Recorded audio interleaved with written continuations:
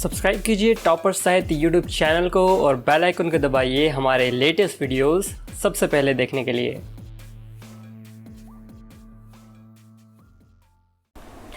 नमस्कार दोस्तों, मैं प्रदीप भारद्वाज टॉपर साहित्य चैनल पर आप सभी का स्वागत करता हूं। देखिए, अगर आप टीचर हैं या स्टूडेंट हैं, पढ़ते हैं या पढ़ाते हैं तो ये वीडियो आपके लिए क्या है, बड़े काम की है। देखिए, यहाँ पर आज का विषय है 12th क्लास में ऐच्छिक हिंदी या फिर कहेंगे आप इलेक्टिव हिंदी, जहाँ पर गद्य खंड से पहले पाठ को यहाँ पर हमने लिया है और वहाँ पर हम सबसे पहले चर्चा करने वाले हैं आचार्य रामचंद्र शुक्ल के जीवन परिचय के बारे में। देखिए, आचार्य रामचंद्र शुक्ल के अगर हम जन्म की बात करें 1884 में हुआ। कहाँ हुआ?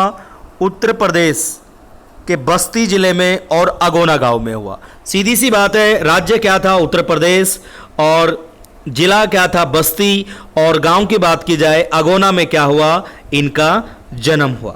अगर इनकी आरंभिक शिक्षा की बात की जाए, उर्दू, अंग्रेजी और फारसी में हुई थी। आरंभिक शिक्षा कैसे हुई थी? उर्दू, अंग्रेजी और फारसी में हुई थी। अगर इनकी हम एजुकेशन शिक्षा की बात करें, विधिवत रूप से इंटरमीडिएट तक ही हो पाई।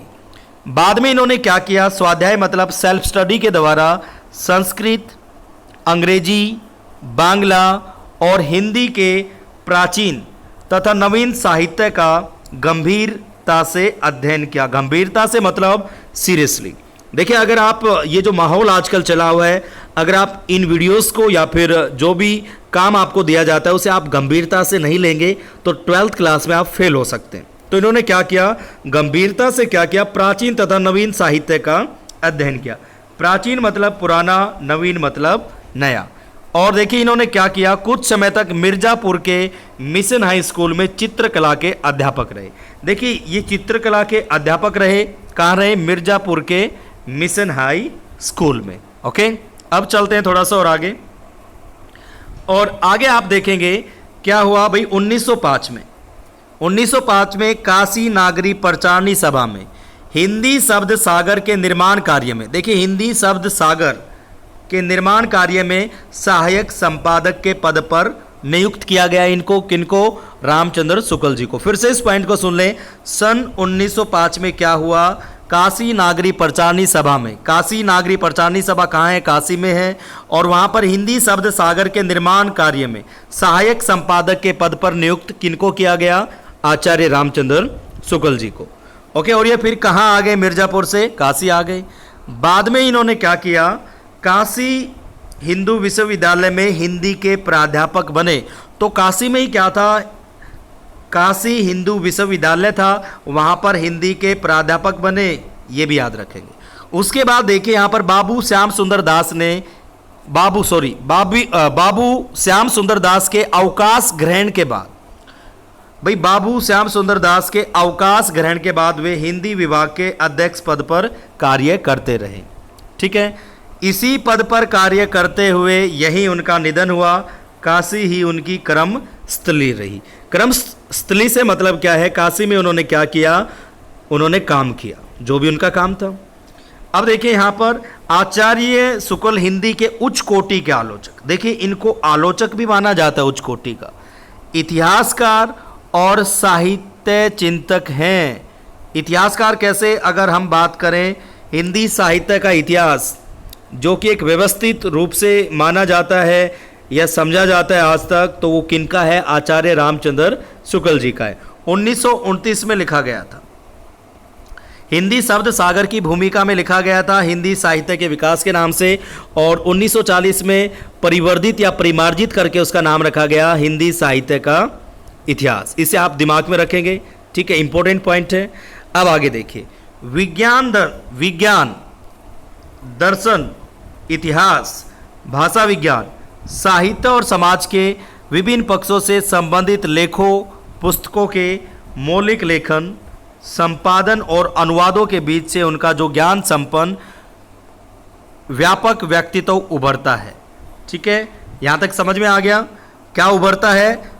ज्ञान संपन्न व्यक्तित्व उभरता है। इन्होंने जो भी लेख लिखे, पुस्तकें लिखी या फिर संपादन किया या अनुवादों के बीच जो उनका ज्ञान व्यापक व्यक्तित्व उभरता है। ठीक है, अनुवाद जो इन्होंने किए।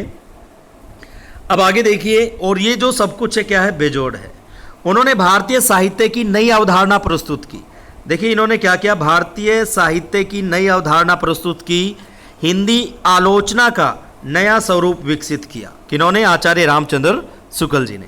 हिंदी साहित्य के इतिहास को व्यवस्थित करते हुए उन्होंने हिंदी कवियों की सम्यक समीक्षा तथा हिंदी में उनका स्थान निर्धारित किया। अभी मैंने आपको बताया था कि व्यवस्थित रूप से इन्होंने क्या किया, सबसे पहले हिंदी साहित्य का इतिहास लिखा। इन्हीं का नाम आता है सबसे पहले, इसे आप याद रखेंगे क्योंकि आप हिंदी के विद्यार्थी हो या फिर आप हिंदी के टीचर हो, ये तो बेसिक चीज़ें हैं जो हमें पता होनी चाहिए।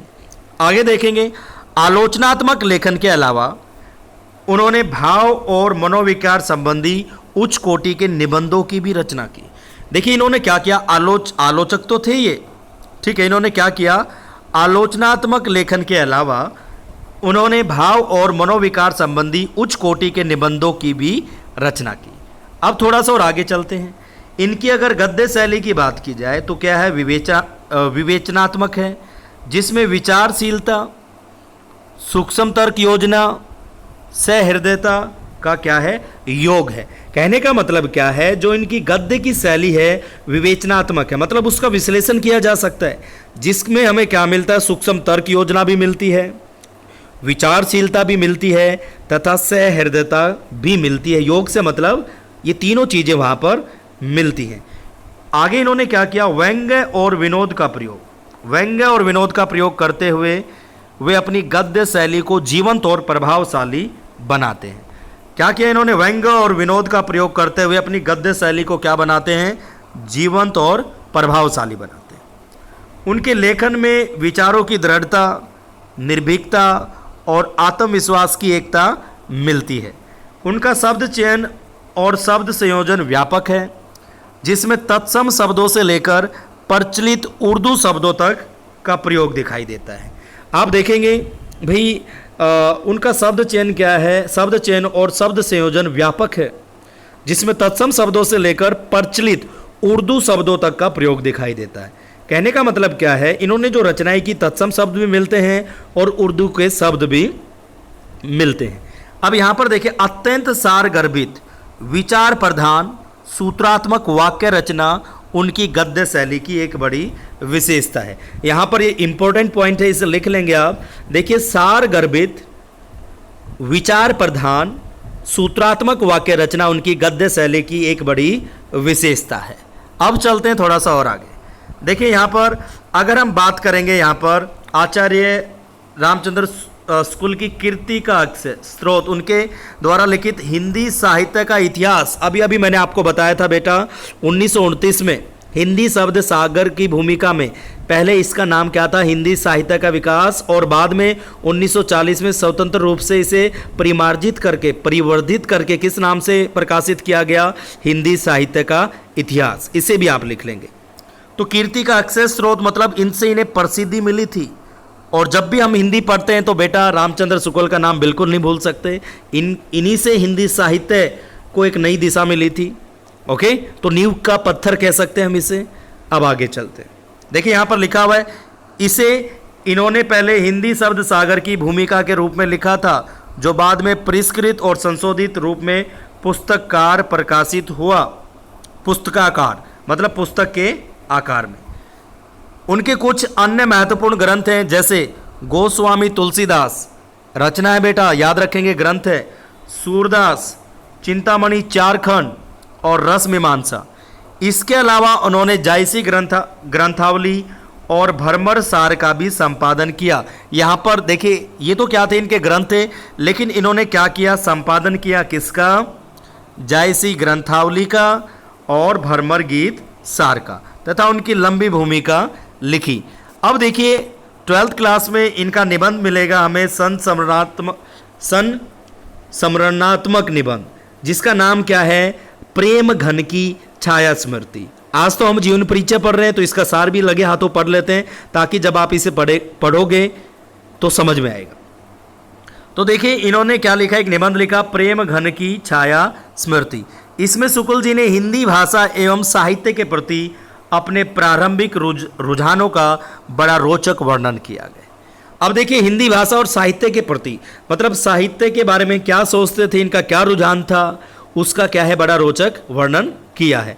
उनका बचपन साहित्यिक परिवेश से भरा पूरा था।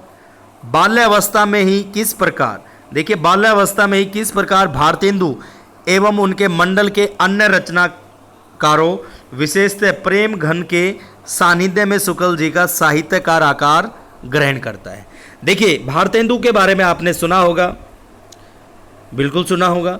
तो उनकी एक मंडली है, उस मंडली में प्रेम घन का नाम आता है। सानिध्य मतलब जैसे सानिध्य क्या होता है, साथ रहकर या किसी की छत्र छाया में रहकर इन्होंने क्या किया, साहित्य के प्रति अपनी रुचि को बढ़ते हुए देखा या बढ़ी, ऐसे हम कह सकते हैं। आगे देखिए उसकी अत्यंत मनोहारी झांकी, उसकी अत्यंत मनोहारी झांकी यहाँ प्रस्तुत की गई है किस निबंध में, प्रेम घन छाया स्मृति निबंध में। प्रेम घन के व्यक्तित्व ने शुक्ल जी की समवयस्क मंडली को किस तरह प्रभावित किया, हिंदी के प्रति किस प्रकार आकर्षित किया तथा किस रचनाकार के व्यक्तित्व निर्माण आदि से संबंधित पहलुओं का बड़ा चित्ताकर्षक चित्रण इस निबंध में किया गया है। देखिए अगली जो वीडियो होगी उसमें भी हम 12th क्लास में जो कि इलेक्टिव हिंदी है उससे संबंधित विषय को लेकर आएंगे, और इस वीडियो को भी आप अच्छे से देखें, दोस्तों के साथ शेयर करें ताकि घर बैठे आपको पढ़ने के लिए मिले, और इसे आप ज़रूर नोट डाउन कर लें क्योंकि एग्ज़ाम में आएगा। और कुछ समझ में ना आए तो आप कमेंट कर देना, तो आप मुझे बता देना। और किसी भी विषय पर आपको वीडियो चाहिए स्पेशल, जो कि स्कूल से संबंधित बच्चे हैं या स्कूल में पढ़ते हैं, 12th में पढ़ते हैं, तो आप मुझे बताइए, उसी विषय की वीडियो मैं आप तक लेकर आऊँगा। इसे देखना ज़रूर और शेयर ज़रूर करना। ओके बेटा, थैंक यू।